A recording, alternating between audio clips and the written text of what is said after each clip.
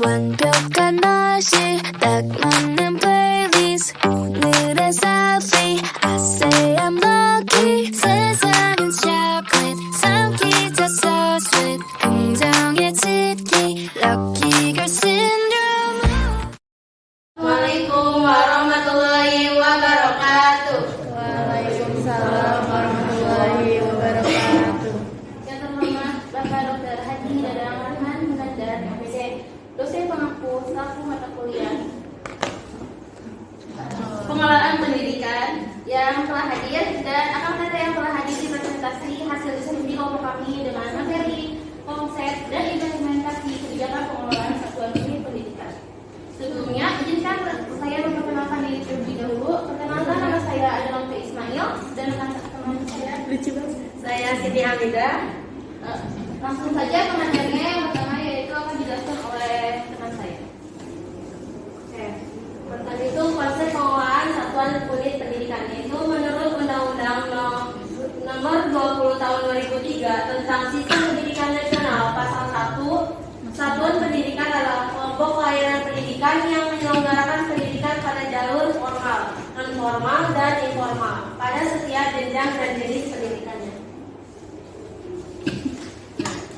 Pengelolaan satuan pendidikan atau pengelolaan sekolah merupakan pengelolaan pendidikan yang berada pada unit paling bawah untuk merencanakan program pendidikan dan membuat keputusan yang berada pada tindakan-tindakan nyata yang dilakukan secara komprehensif untuk mengcover seluruh kebutuhan sekolah, misi dan tujuan pendidikan sekolah. Pengelolaan satuan pendidikan yang meliputi seluruh aspek pendidikan mulai dari kurikulum, pendidikan, tenaga kependidikan, sumber belajar, sarana dan prasarana, dan sebagainya. Pengelolaan satuan pendidikan bermuara kepada mutu sekolah yang mencakup input, proses, output, dan outcome. Tentunya diharapkan ideal sesuai dengan standar pelayanan minimal PP nomor 15 tahun 2010. Siapapun pelaku dalam pengelolaan satuan pendidikan harus ada kesadaran diri untuk mempersiapkan lulusan yang siap menghadapi kehidupan nyatanya yang sekarang sedang dijalani. Kesadaran diri dari para pelaku pendidikan merupakan kunci keberhasilan yang memerlukan tindakan-tindakan konkret dan komprehensif. Tanpa tindakan-tindakan tersebut tidak akan mencapai hasil maksimal dan tidak akan terarah dalam tindakan-tindakannya. Pengelolaan satuan pendidikan bermuara kepada mutu sekolah. Mutu sekolah yang mencakup input, proses, dan output dan juga outcome tentunya diharapkan ideal sesuai dengan standar yang tadi, yaitu pelayanan minimal pengelolaan pendidikan nomor 15 tahun 2010. Siapapun pelaku dalam pengelolaan satuan pendidikan harus ada kesadaran diri untuk mempersiapkan lulusan yang siap menghadapi kehidupannya. Kesadaran diri tersebut merupakan kunci keberhasilan yang memerlukan tindakan konkret dan komprehensif, tidak akan mencapai hasil maksimal dan tidak akan terarah dalam tindakannya. Landasan hukum pengelolaan satuan pendidikan itu tentang peraturan pemerintah nomor 19 tahun 2005 tentang standar nasional pendidikan pasal 49 dan 50, yaitu pertama itu pengelolaan satuan pendidikan pada jenjang pendidikan dasar dan menengah menerapkan manajemen berbasis sekolah yang ditujukan dengan kemandirian, kemitraan, partisipasi, keterbukaan, dan akuntabilitas. Yang kedua itu pengelolaan pada satuan pendidikan pada jenjang pendidikan tinggi menerapkan otonomi perguruan tinggi dalam batasan yang diatur dalam ketentuan perundang-undangan yang berlaku dan memberikan kebebasan dan mendorong kemandirian dalam pengelolaan akademik, operasional, personalia, keuangan, dan area fungsional pengelolaan lainnya yang diatur oleh masing-masing perguruan tinggi. Nah, yang ketiga itu setiap persatuan pendidikan dipimpin oleh seorang kepala satuan sebagai penanggung jawab pengelolaan pendidikan tersebut. Nah, yang keempat itu dalam melaksanakan tugasnya kepala satuan pendidikan kayak SMP, MTS atau SMP LB atau bentuk lainnya yang sederajat dibantu minimal oleh satu orang wakil kepala satuan pendidikan. Pada satuan pendidikan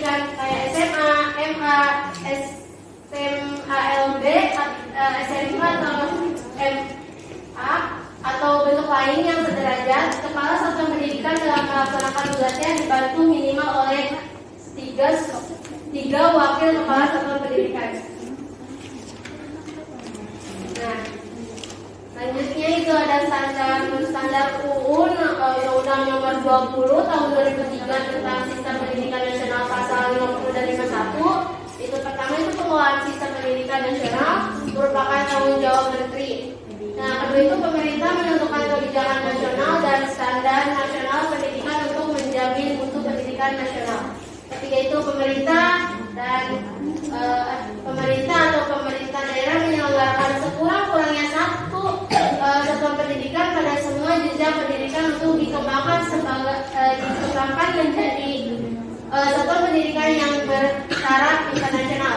Keempat itu pemerintah daerah provinsi melakukan koordinasi atas penyelenggaraan pendidikan, pengembangan tenaga kependidikan, dan penyediaan fasilitas penyelenggaraan pendidikan di lintas daerah, kabupaten atau kota untuk tingkat pendidikan dasar dan menengah. Kelima itu pemerintah kabupaten atau kota mengelola pendidikan dasar dan pendidikan menengah serta satuan pendidikan yang berbasis keunggulan lokal.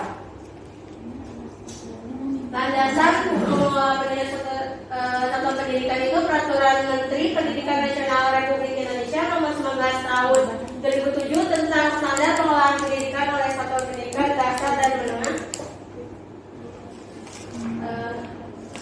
Lalu hambatan pengelolaan satuan pendidikan itu yang pertama itu ada rendahnya SDM, tenaga pendidikan yang tidak mumpuni. Yang kedua itu rendahnya pemerataan dalam pendidikan. Terus yang ketiga itu adanya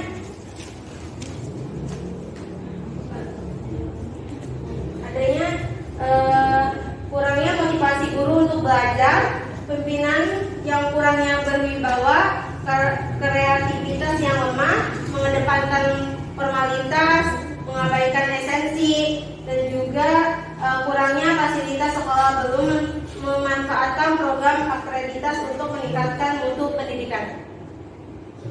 Baik, selanjutnya yaitu ada implementasi kebijakan pada satuan pendidikan adalah proses yang berkaitan dengan perilaku badan administratif yang bertanggung jawab atas pelaksanaan programnya.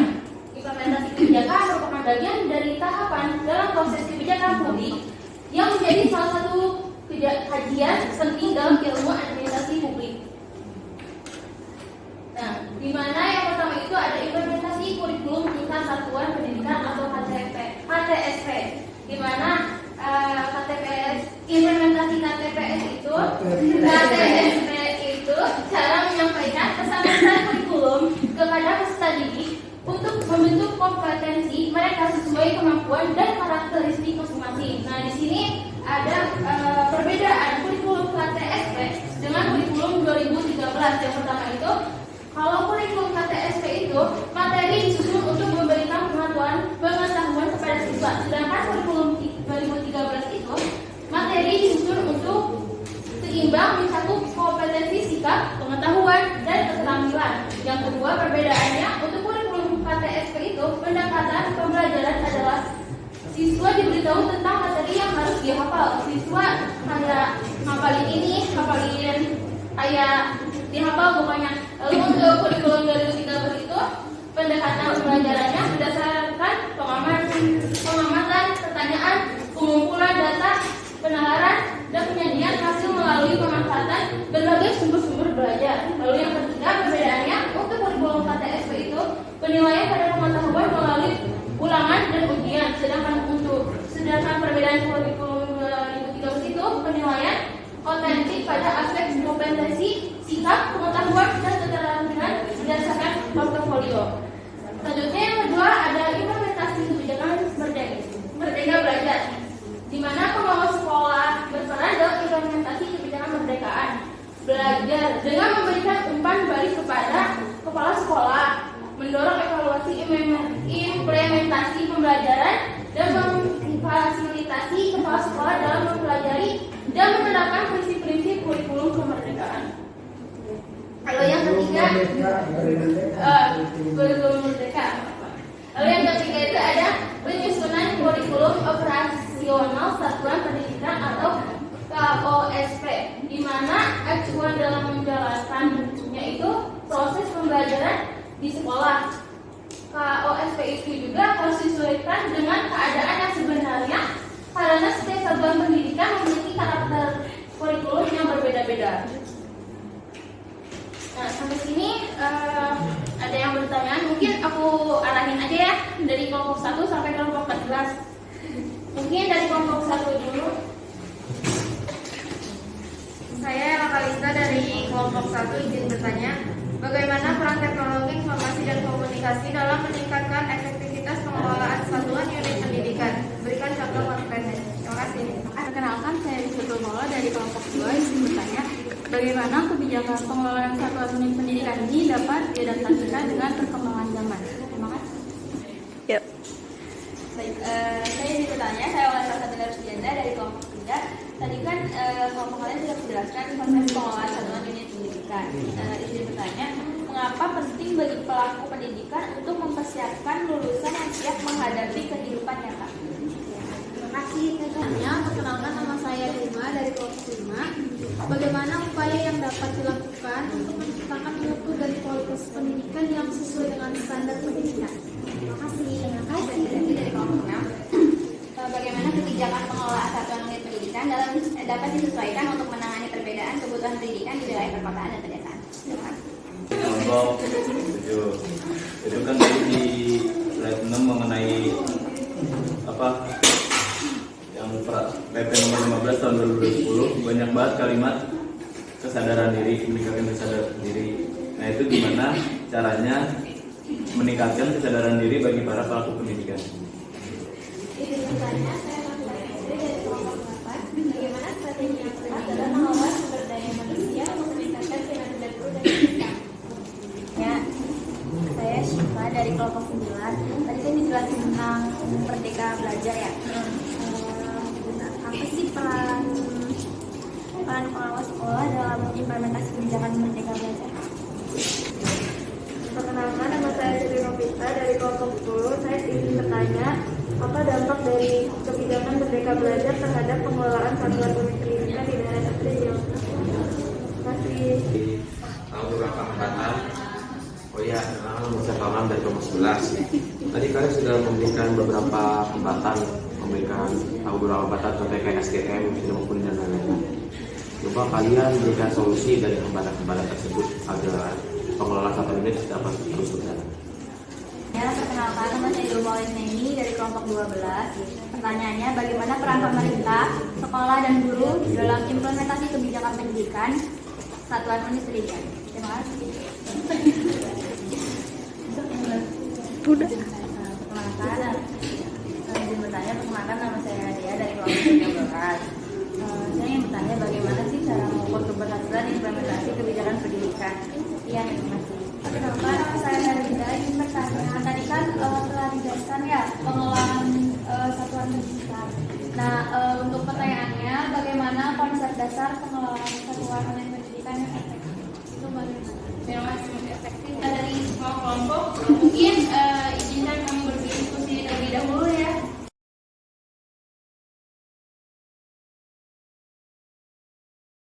Apa yang menjadi langkah pertama dalam perencanaan kebijakan pendidikan? Jawabannya C. Penetapan tujuan dan sasaran pendidikan. Apakah sama? Apa ada beda? Nah, oke. Lanjut yang kedua. Salah satu tujuan dari perencanaan kebijakan pendidikan adalah C. Menyusun strategi untuk mencapai tujuan pendidikan. Apakah sama? Apa ada beda? Apa itu sama? Sama beda? Langsung yang ketiga itu dalam proses perencanaan apa yang perlu dipertimbangkan terlebih dahulu? Itu jawabannya A. Sumber daya yang tersedia. Lanjut yang keempat, perencanaan kebijakan pendidikan di tingkat sekolah biasanya dimulai dengan itu jawabannya B. Mengumpulkan data dan informasi terkait kebutuhan pendidikan. Lalu yang kelima, siapa yang berperan dalam menyusun perencanaan kebijakan pendidikan di tingkat sekolah? Jawabannya A. Kepala sekolah dan guru.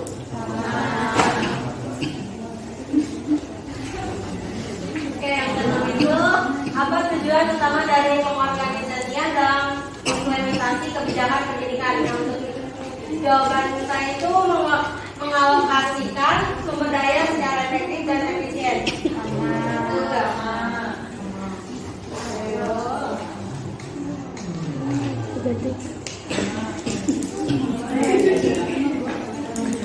Nomor 7 itu dalam mengorganisasikan apa yang menjadi fokus utama kepala sekolah. Jawabannya itu C, membagi tugas dan bertanggung jawab kepada guru dan staf. 8 itu struktur organisasi yang baik dalam sebuah sekolah akan membantu dalam. Jawabannya itu C, membagi organisasi. Nomor 9, jawabannya C, memastikan sikap orang memahami peran dan tanggung jawabnya.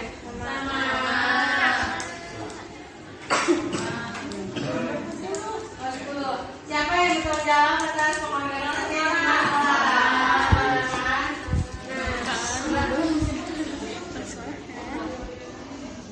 Yang ke-11 itu apa yang dimaksud dengan pelaksanaan dalam konteks kebijakan pendidikan? Jawabannya B, proses penerapan kebijakan yang telah direncanakan. Lalu yang ke-12, siapa yang berperan penting dalam pelaksanaan kebijakan pendidikan di sekolah? Jawabannya B, guru. Lalu yang 13, pelaksanaan kebijakan pendidikan yang efektif harus didukung oleh, jawabannya B, partisipasi aktif seluruh pemangku kepentingan. 11, pendidikan di sekolah harus sesuai dengan B, peraturan yang berlaku. 15, mengelola dan dapat menghambat pelaksanaan kebijakan pendidikan adalah J, jawabannya.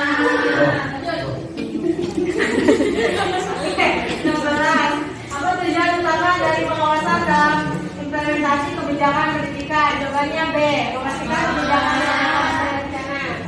17, siapa yang bertanggung jawab dalam melakukan pengawasan terhadap pelaksanaan kebijakan pendidikan di sekolah?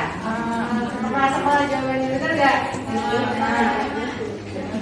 Ya, terakhir itu bagaimana cara yang efektif untuk melakukan pengawasan terhadap pelaksanaan kebijakan pendidikan. Jawabannya itu A. Benar nggak? 18-19 belum dibacain. 18-19. Oh, 18. Oke. Apa yang menjadi fokus utama dalam pengawasan kebijakan pendidikan? Jawabannya itu A. Sama. 19, pengawasan yang baik dalam implementasi kebijakan pendidikan akan membantu dalam. Jawabannya itu B, meningkatkan kualitas pendidikan. Benar nggak?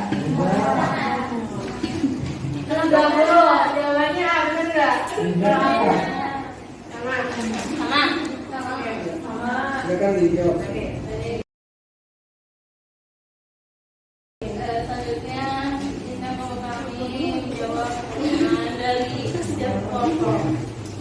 Kita ambil beberapa pertanyaan ya. Yang pertama kita ambil dari kelompok 11 yaitu dari Kang Somam. Pertanyaan itu berikan solusi mengenai cara bagaimana mengatasi hambatan-hambatan pada pengelolaan satuan unit pendidikan. Dan jawabannya Akan memberikan solusi mengenai cara bagaimana mengatasi hambatan-hambatan pada pengelolaan satuan unit pendidikan. Nah, mengatasi hambatan-hambatan dalam pengelolaan satuan unit pendidikan membutuhkan pendekatan yang kooperatif dan strategis. Yaitu beberapa solusi yang dapat diterapkan itu salah satunya yaitu diantaranya pengembangan kapasitas tenaga pendidikan yang kependidikan itu kayak pelatihan dan pengembangan profesional, mentorship.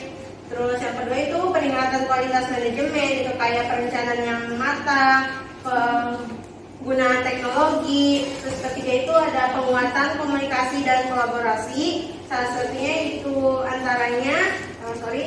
diantaranya itu ada kolaborasi dan stakeholder,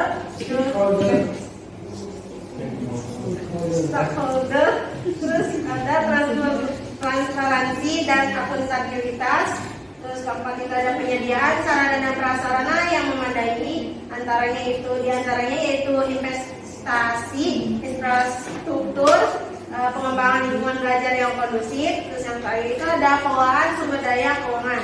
Diantaranya itu ada pengelolaan anggaran yang efektif, diversifikasi sumber pendanaan. Apakah cukup? Jawabannya Kang Toang. Boleh. Selanjutnya kami ingin menjawab dari kelompok 5, yaitu Tiduma ya. Yang pertanyaannya bagaimana upaya yang dapat dilakukan untuk menciptakan mutu dan kualitas pendidikan yang sesuai dengan standar pendidikan. Yang pertama itu harus memiliki visi dan misi yang jelas. Lalu yang kedua itu membangun tim kerja yang solid. 3. Meningkatkan kompetensi guru. 4. Melakukan supervisi dan evaluasi secara berkala. Lalu yang keempat, menggunakan teknologi dalam pembelajaran. 5. Membangun hubungan dengan orang tua dan masyarakat. Lalu yang keenam, menyediakan sarana dan prasarana yang memadai. Apakah jawabannya cukup di rumah? Selanjutnya kami menjawab pertanyaan dari kelompok 10, yaitu tes Fatimah kita ya. Yang pertanyaannya, apa dampak dari kebijakan Merdeka Belajar terhadap pengelolaan satuan unit pendidikan di daerah terpencil?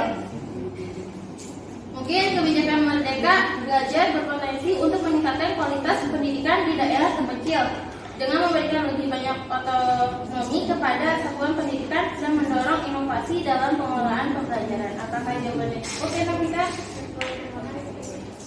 Mungkin dari kelompok kami dicukupkan, kurang lebihnya mohon maaf. Wassalamualaikum warahmatullahi wabarakatuh.